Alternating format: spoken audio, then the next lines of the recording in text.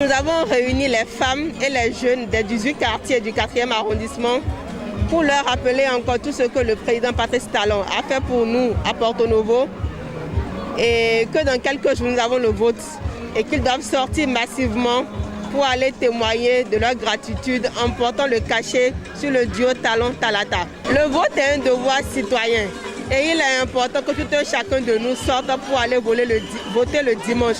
Je tiens à rappeler que le Bénin est un pays de paix. Il n'y aura ni violence, ni bagarre.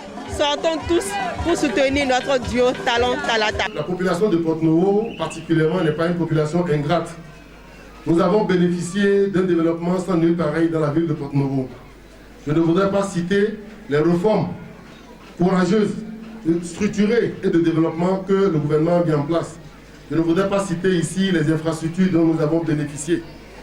Mais je voudrais rappeler que le président Talon est venu avec un certain pourcentage, mais que fondamentalement, Porto Novo avait brillé par une autre vague en 2016. On n'a pas eu un contrat au premier tour avec le président Talon, et voilà ce qu'il a réalisé pour nous. Aujourd'hui, il est venu avec un contrat structuré, un contrat qui impacte directement les familles, un contrat qui impacte directement chaque ville. Donc nous devons nous lever comme un seul homme pour aller voter, pour que ce programme puisse être mis en œuvre et que nous en bénéficions. Et j'ai fait 3 marqueurs dans ce programme. Le premier, je vous ai parlé de la facilité qu'il y a aujourd'hui à l'enseignement pour favoriser l'employabilité de la jeunesse. On avait coutume ici de former des bavards, comme il aime le dire. Aujourd'hui, nous aurons des lycées techniques. Et pour ces lycées, les professeurs qui vont enseigner là-bas sont déjà en formation en Europe. La finition du projet, de cette construction-là, va coïncider avec l'arrivée de ces professeurs pour le démarrage de ces lycées. Nous allons à l'avenir former nos artisans à un niveau de standard très élevé.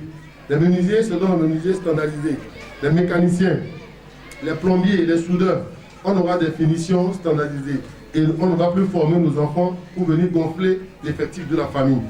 Deuxièmement, la microfinance va être améliorée.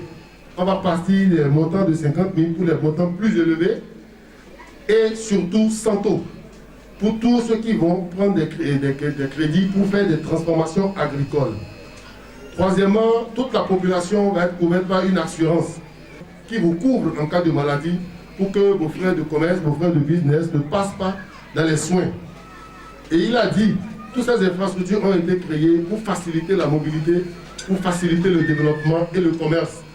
Et ces infrastructures seront utiles que quand vous aurez des financements pour démarrer le business et que la ceinture que nous avons serrée depuis 2016, nous puissions enfin la desserrer et bénéficier de ça.